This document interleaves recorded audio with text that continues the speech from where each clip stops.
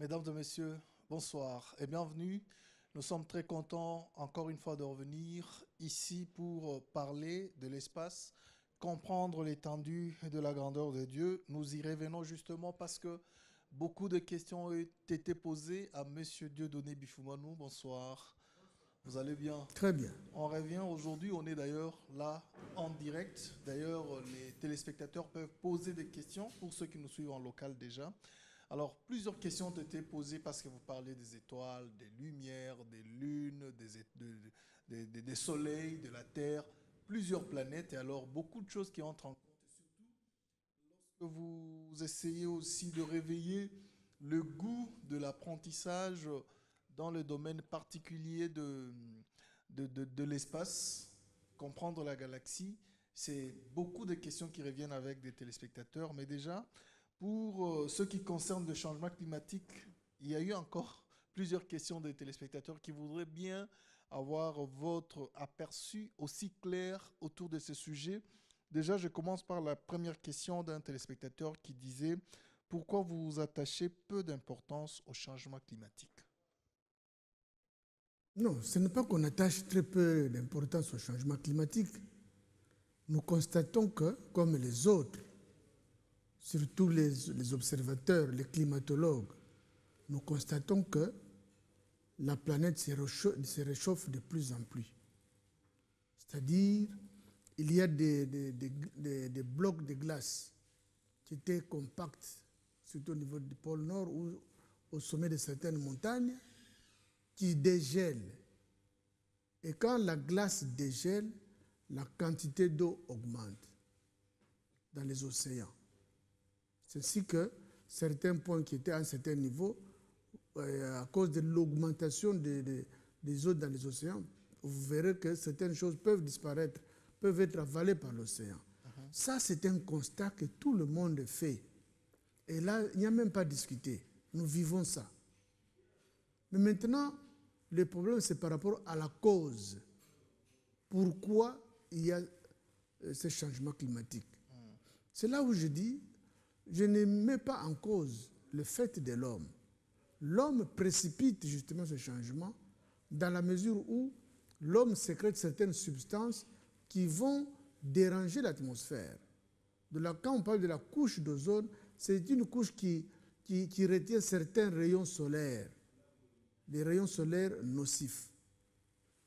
Alors maintenant, quand l'action de l'homme va diminuer cette couche d'ozone, c'est l'action de l'homme effectivement.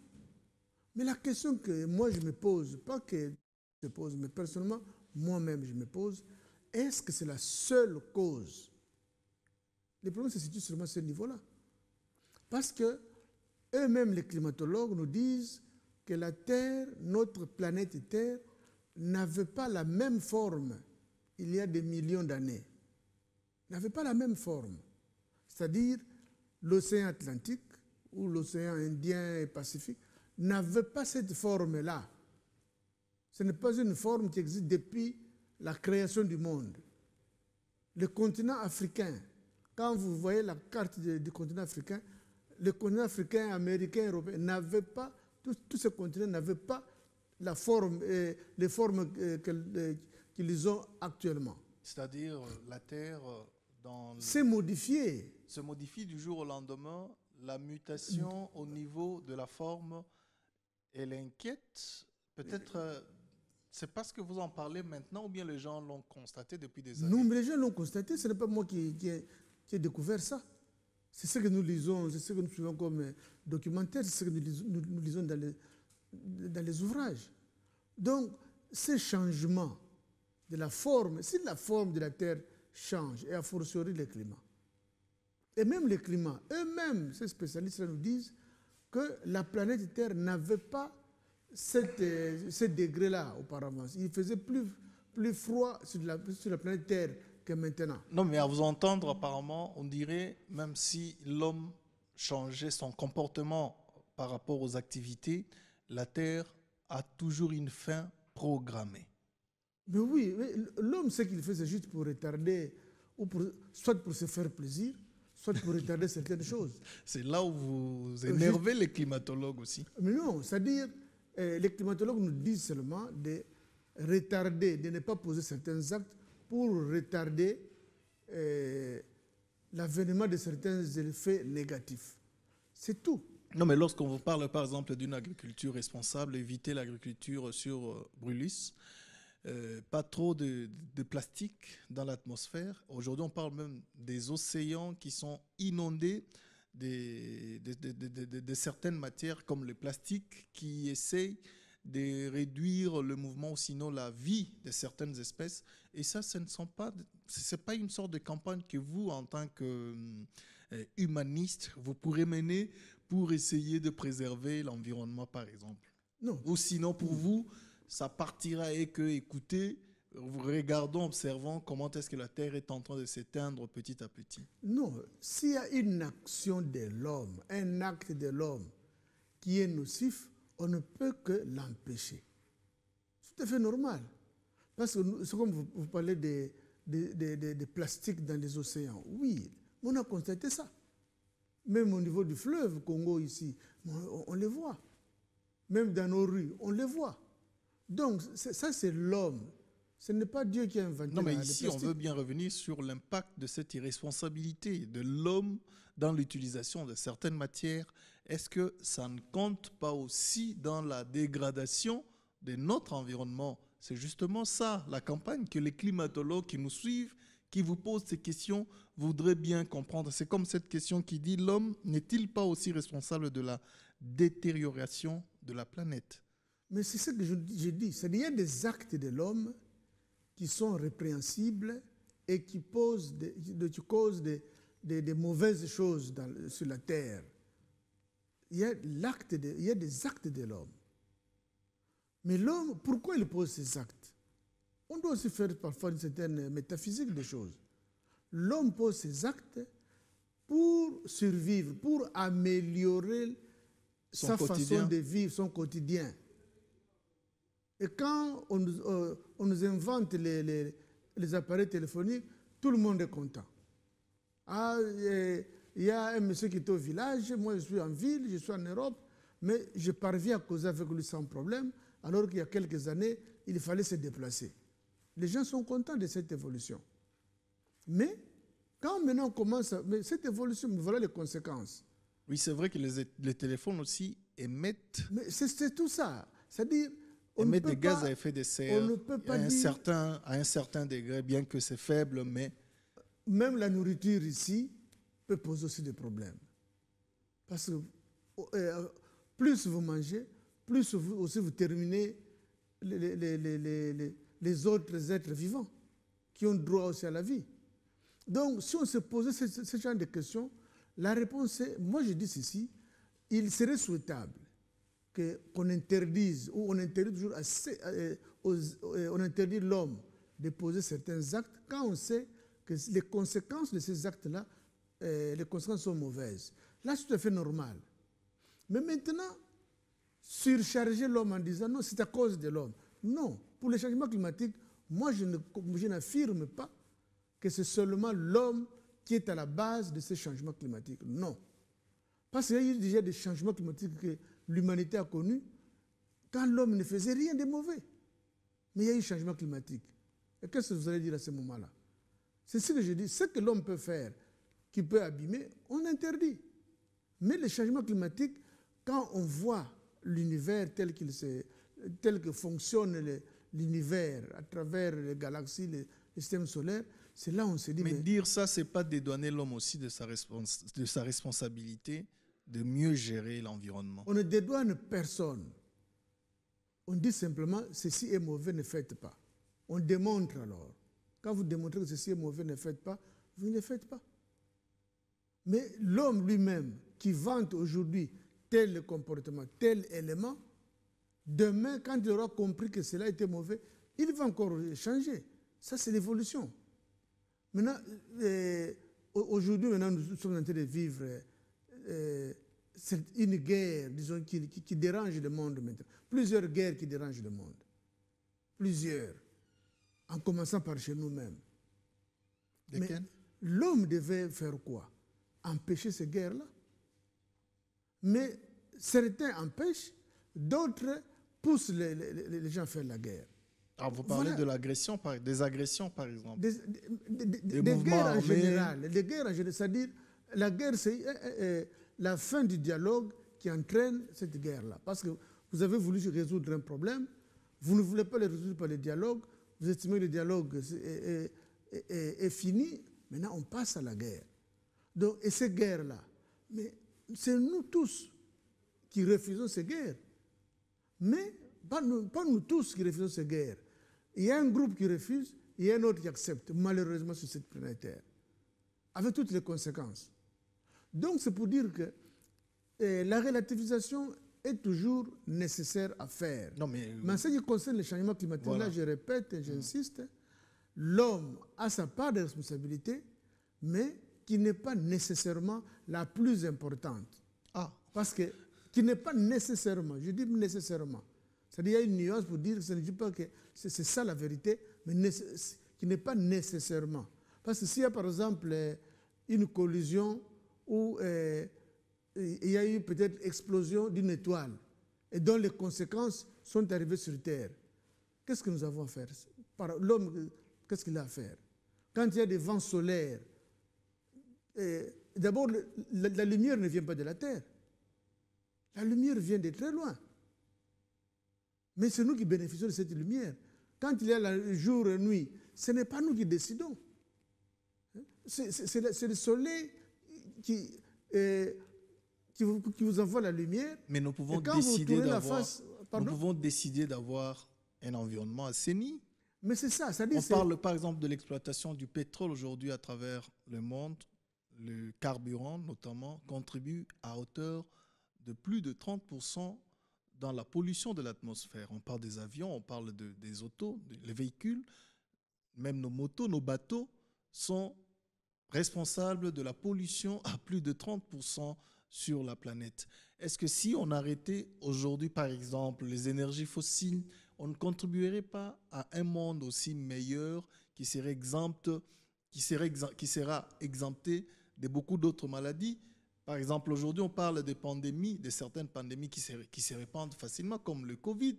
C'est dû aussi à un environnement fragile dans lequel nous vivons. On parle de maladies de mains sales, de maladies qui tourmentent l'humanité tous les jours aujourd'hui. Vous ne pensez pas que l'homme, sa responsabilité, doit être placée même au-dessus de sa conscience propre?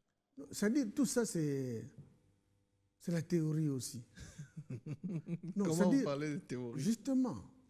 C'est-à-dire nous devons être conséquents vers nous-mêmes. Ou nous acceptons de reculer, ne circulons plus. Restons dans nos villages. Non, mais il y a de nouvelles solutions. Par exemple, aujourd'hui, on parle des énergies solaires, on parle de voitures électriques. Vous ne serez pas content un jour de rouler à bord d'une voiture électrique qui vous est propre? On n'en disconvient pas. Voilà. Mais ils seront les premiers aussi à dire que les batteries de ces voitures-là posent tel problème. Non, mais par rapport aux fossiles, peut-être il y a un aspect un problème qu'ils vont résoudre, mais on créerait un autre. Ils ne pourront pas nous dire justement que ces voitures-là, c'est vraiment la meilleure solution. Et sinon, mettons un terme. Non, il n'est pas question de meilleur, mais on parle des solutions alternatives. Mais alternative devait être la meilleure solution, c'est-à-dire une solution qui éliminerait le mal. Pas qui atténuerait le mal, mais qui éliminerait le mal. Or, alors, dans ces conditions, disons seulement à travers le monde, plus question de voitures parce que la voiture pollue, plus question d'énergie fossile parce que ceci. Donc, restons dans nos villages, dans nos maisons, circulons à pied, comme ça au moins, parce qu'ils ont démontré que pendant le cantonnement des gens dans les maisons... Mais c'est un processus. On vous dit, les États peuvent s'engager à partir de maintenant et se lancer dans le renouvellement des infrastructures, de certaines matières que nous utilisons, que nous avons trouvées aujourd'hui polluantes et que nous pouvons nous faciliter la vie à travers des nouvelles méthodes. Et vous ne pensez pas que c'est un processus dans lequel nous pouvons nous engager parce que le changement, ce n'est pas du coup. Justement, c'est-à-dire, moi je ne voudrais pas qu'on perde trop de temps dans ce genre de choses. Parce que l'humanité n'a pas commencé maintenant. Le développement de l'homme n'a pas commencé maintenant. À chaque étape, il y a quelque chose qui est critiqué par les mêmes scientifiques, ils les critiquent. On se laisse à la merci justement de ces scientifiques, tout simplement. Mais moi je me dis, il y a des actes de l'homme qui peuvent être nocifs, auquel cas contribuons à laisser ces actes. En commençant d'abord même par la guerre, ce sont des actes nocifs, mais réglons un peu le problème de la guerre. Mais pour être plus réaliste et plus responsable, voyons le monde. Les guerres ne se passent pas au ciel, c'est sur cette terre. Quelle est la cause de ces guerres-là? Quand est-ce qu'elles ont commencé? Est-ce que si l'homme avait atteint un niveau supérieur de conscience, est-ce que sur cette planète Terre, on parlerait encore de guerre? Parce que la guerre a été vécue depuis des siècles et des siècles. Chaque siècle a sa guerre ou a ses guerres. Mais curieusement, l'homme ne tire pas encore la grande leçon. Et s'il ne tire pas encore la grande leçon, c'est parce qu'il n'a pas encore atteint un niveau satisfaisant d'élévation, disons, spirituelle. Oui, mais ici, par exemple, parce que vous parlez des guerres, mais revenons sur cette question d'un téléspectateur qui dit « Quelle est, selon vous, la raison de la disparition ou diminution de certaines espèces ?» Parce que l'autre fois, on a essayé de fleurer cette question, mais selon vous, parce que les spécialistes disent qu'écoutez, c'est justement à cause d'un environnement qui n'est plus adapté pour la vie de ces espèces. On parle des baleines aujourd'hui, des ours blancs. Vous connaissez bien certaines espèces qui sont d'ailleurs, qui font partie du patrimoine mondial et qui sont interdites, par exemple, d'exploitation ou bien d'exploitation, je dirais. Alors, la question est de savoir quelle est, selon vous, la raison des disparitions ou bien des diminutions de certaines espèces. Mais c'est-à-dire, hein, bon, moi j'ai pitié parfois des gens qui n'aiment pas approfondir la réflexion. Oui, mais c'est ici. C'est une occasion qu'on vous offre pour approfondir la réflexion. Qui a fait disparaître les dinosaures? L'homme. Est-ce qu'avant que l'homme ne puisse être homme, c'est-à-dire que nous puissions atteindre l'homme de Néandertal, il y a eu disparition de combien d'espèces? Vous parlez des dinosaures qui ont été en leur temps des principaux habitants de la Terre. Mais aujourd'hui, quand on parle de principaux habitants de la Terre, ce sont des hommes accompagnés des autres espèces. En fait, nous parlons justement des hommes parce que nous les sommes, nous avons en plus la raison, mais ici, on parle bien des espèces qui accompagnent l'homme dans sa vie de tous les jours sur la planète. Mais c'est ce que je voulais dire. La raison de leur disparition n'est-elle pas aussi liée à ce changement climatique, à ce comportement qui n'est pas adapté à donner de l'espace, à donner un espace aussi sain à ces autres espèces? C'est ce que je voudrais dire. Donc, quand on apparemment, c'est ce qu'on appelle l'illusion. Illusion. Apparemment, ce que vous dites, c'est correct. Apparemment. Mais en réalité, ce n'est pas ça. Parce que la disparition des êtres vivants, c'est-à-dire les plusieurs types d'êtres vivants, n'est pas nécessairement le fait de l'homme. Entre les animaux, ils peuvent s'exterminer aussi. Tel mange ceci, et puis ils s'exterminent. En quoi l'homme serait responsable à ce moment-là? Donc, c'est pour dire que l'évolution de l'humanité, l'évolution de la planète Terre ou de l'univers a beaucoup de réalités. On ne peut pas mettre au centre l'homme seul, qu'il soit responsable de tous ces changements que nous vivons. Non, c'est inconcevable.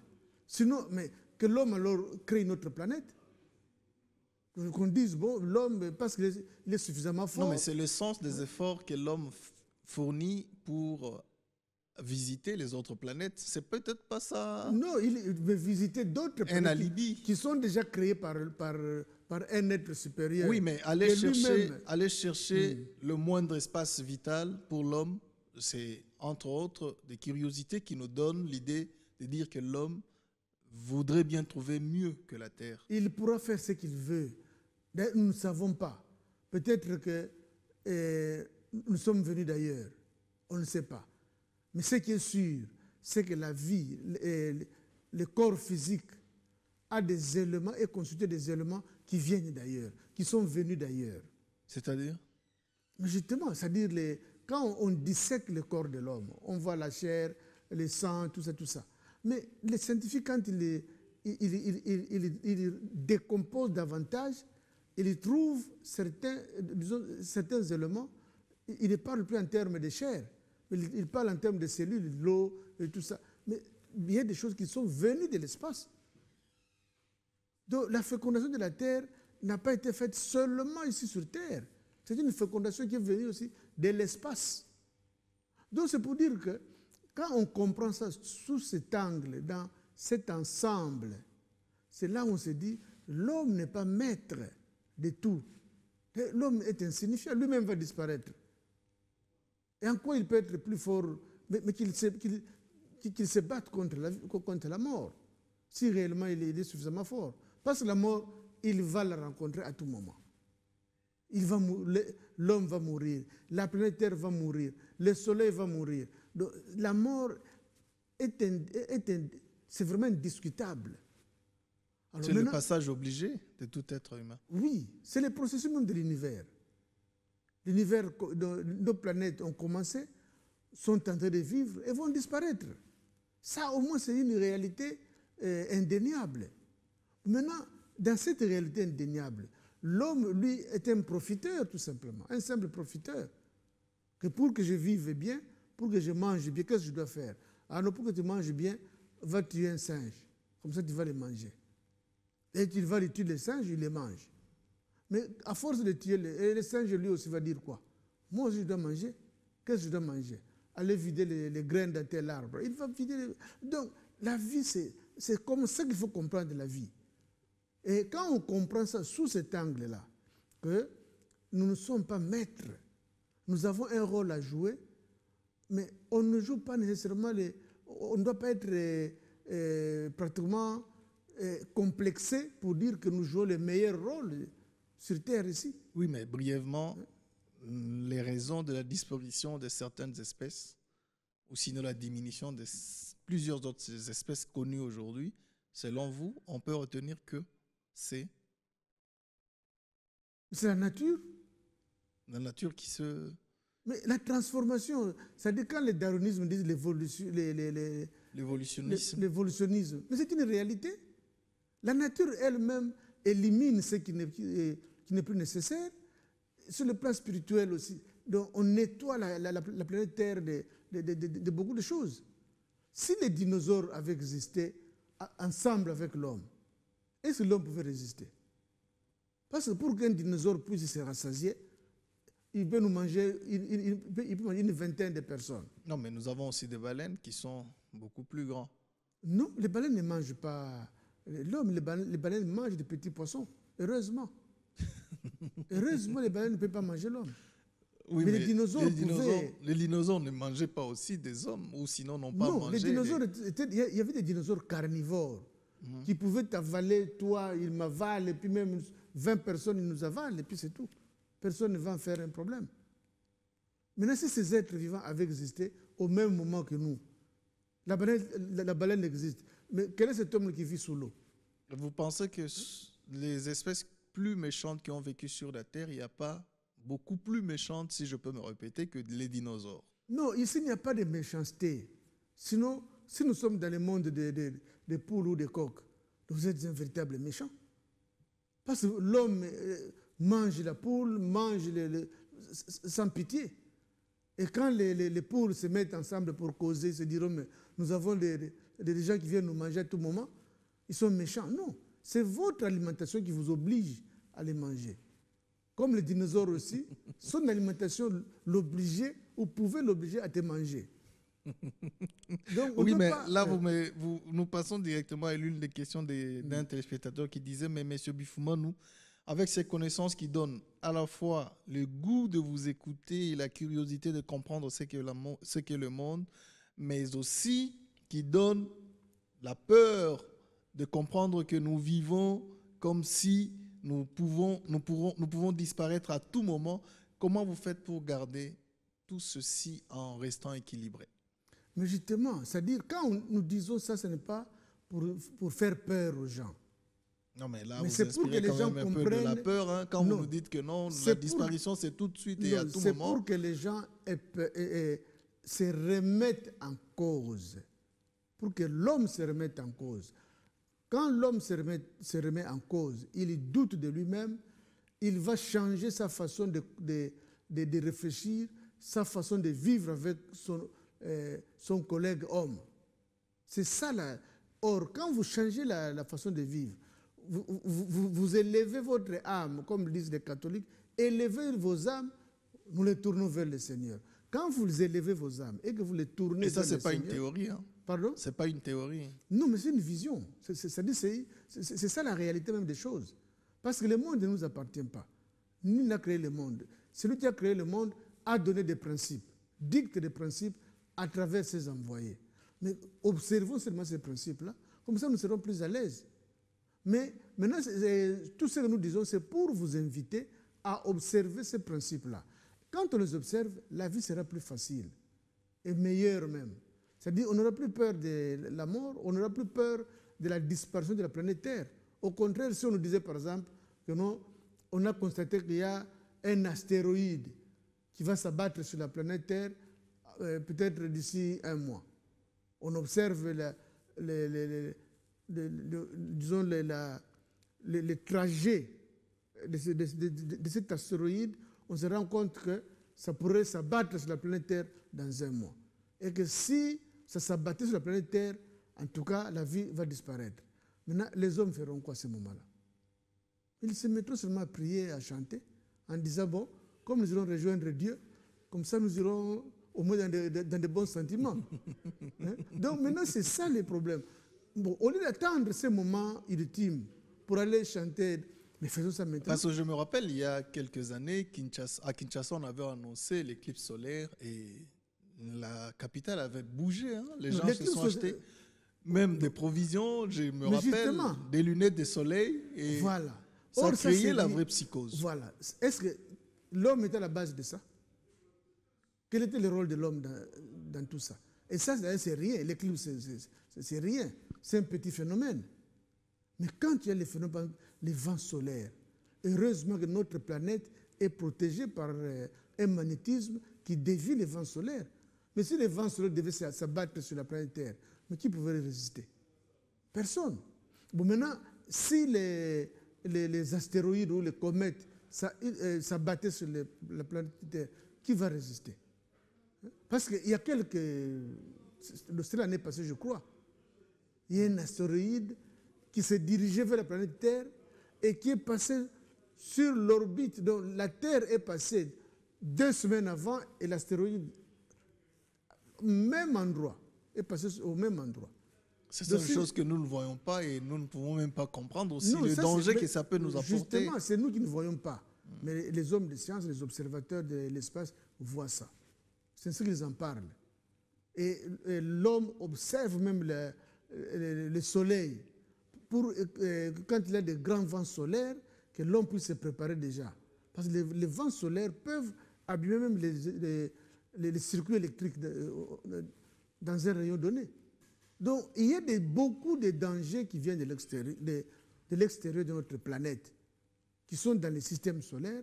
Mais, qui ne peuvent pas être contrôlés par l'intelligence ou la puissance de l'homme. Oui, c'est-à-dire, raison pour laquelle, quand les gens se posent la question, mais pourquoi les Américains ou les autres Occidentaux perdent leur temps à scruter le ciel, à envoyer des fusées? C'est l'une des questions aussi d'un C'est justement pour bien observer les dangers qui guettent la Terre. Il nous aide quand même. C'est comme il y a quelques jours, on parle de l'accélération de l'heure, due notamment à l'accélération de la Terre dans sa rotation. Vous avez quand même appris ça et que ça... Oui, ralentissement même. Oui, mais ça a quelles conséquences, même si on nous en parlait, on nous rabattait les oreilles dans les médias. Au moins, on vous a parlé que ça existe. On vous a dit que ça existe. Oui, mais...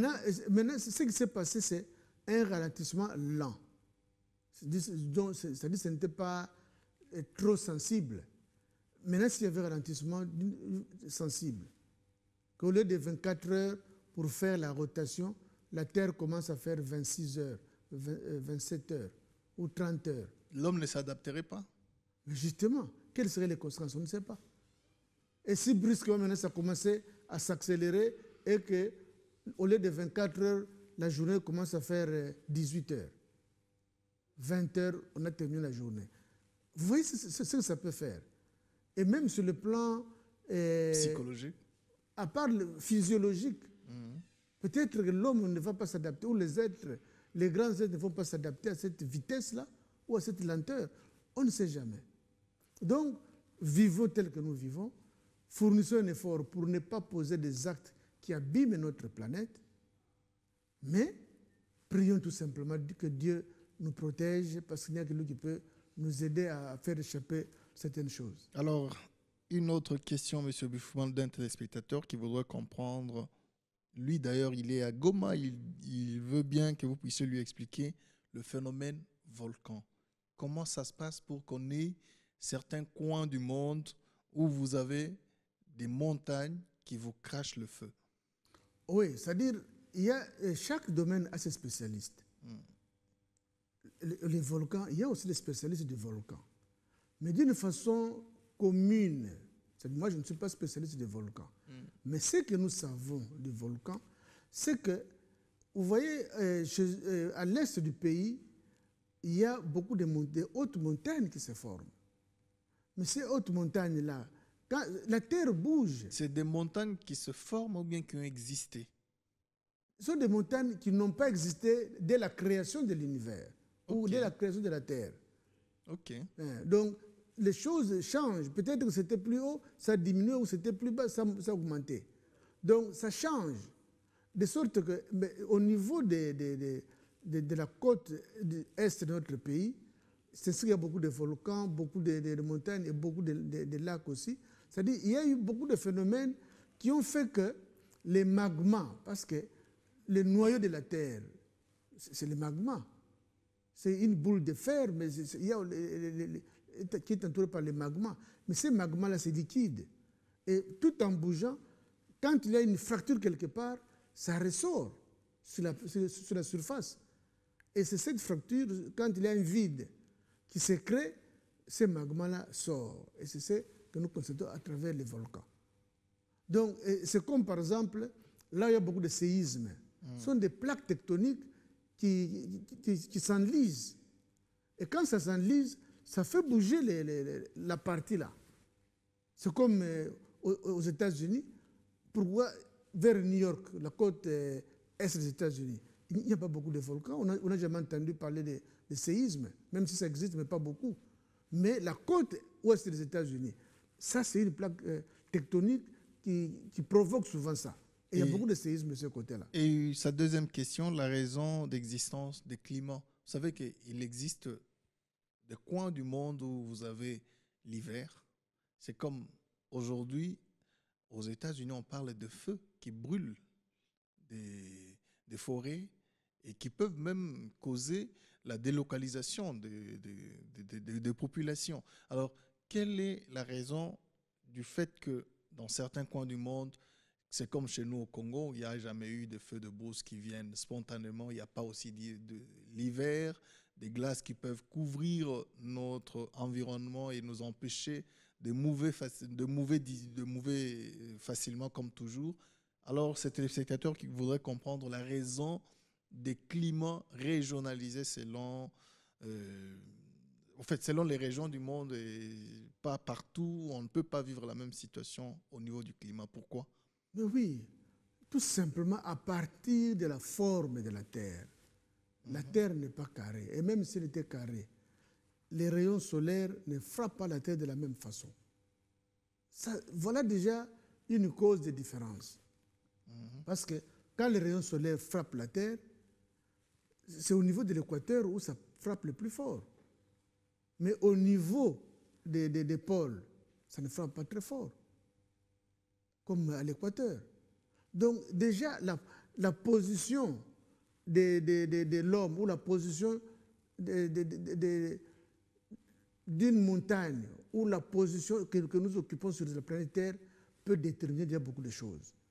Et puis, il y a la rotation.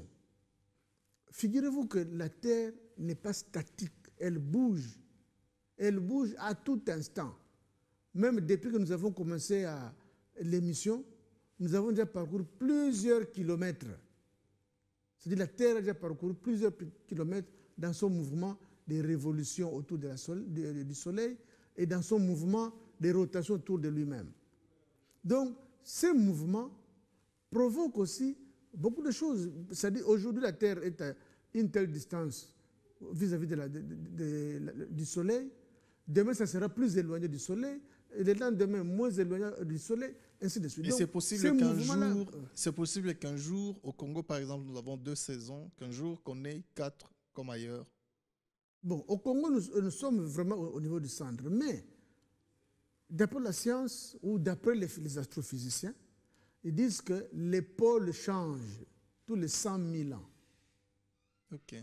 C'est-à-dire, maintenant, quand vous prenez votre boussole, ça indique toujours le nord. Mais 100 000 ans après, le nord devient le sud, et vice-versa. Mais qui a déjà vécu 100 000 ans ici sur Terre? Même nos ancêtres, depuis qu'ils avaient l'âge de la raison, où ils commençaient à comprendre le fonctionnement de l'univers, il ne s'est pas encore passé 100 000 ans.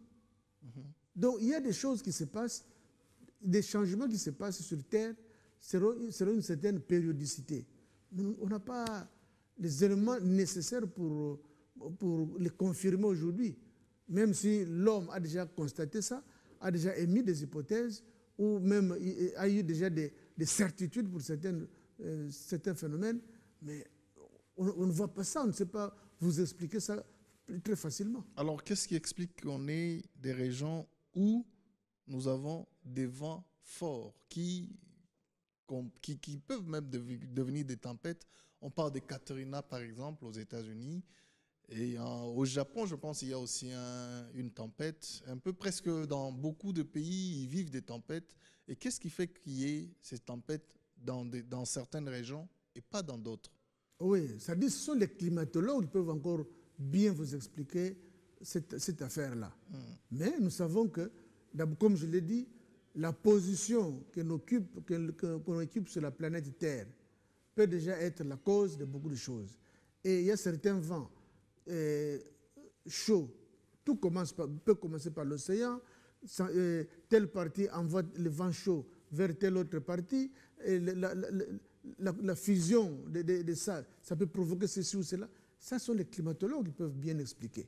Mais je sais que la position sur la planète Terre est déjà tributaire de beaucoup de choses. Voilà, nous tendons déjà vers la fin. Il ne nous reste que 2 minutes sur la montre, mais une question, la dernière, c'est d'un téléspectateur. Où peut-on apprendre les sciences du domaine de l'espace en RDC? Malheureusement, nulle part. Malheureusement, je ne sais pas une université qui a en son sein l'astrophysique, qui devait être un département de la physique. Au départ, nous avons la physique. Or, à l'université de Kinshasa, par exemple, il y a la faculté de sciences, et dans cette faculté de sciences, il y a la physique, un département qu'on appelle physique, chimie, et puis il y a aussi la physique. C'est déjà un départ quand même. Pardon? C'est déjà un départ. Mais bien sûr. Mais c'est question tout simplement. Est-ce que nous avons déjà eu des spécialistes en astrophysique qui pouvaient donner l'élan? Parce que s'il y a déjà, la physique est déjà connue, mais l'astrophysique n'est pas encore abordée. Or, il y a des gens qui doivent aborder ça, qui devaient aborder ça. Mais on parle d'un Congolais. Pour inciter les gens à devenir un peu accros à cela, on devait avoir ne fût-ce qu'un petit télescope. On parle d'un Congolais qui est astrophysicien, mais qui vit aux États-Unis. Ah, malheureusement. Mais qu'ils viennent ne fût-ce que... Le seul. Mais ils peuvent être nombreux. Il est difficile de dire qu'ils soient les seuls. Peut-être lui, c'est lui qui est connu, mais les autres peuvent exister. Mais qu'ils viennent faire ne fût-ce qu'un don d'un petit télescope.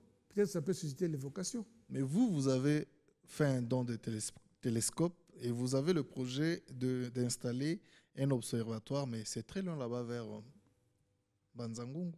Mais ici à Kinshasa, on mettrait ça où? À moins qu'on me sert de la montagne, c'est des pigeons. Comme ça, parce que c'est le lieu le plus élevé de Kinshasa.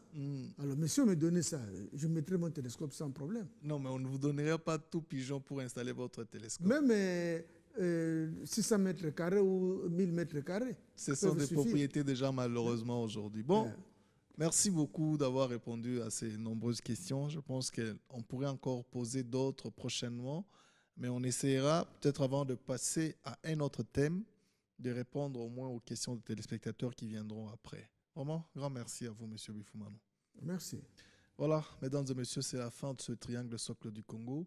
Merci de nous avoir suivis et prenez le plaisir de continuer à regarder votre programme à tout moment et on se retrouve prochainement. Au revoir.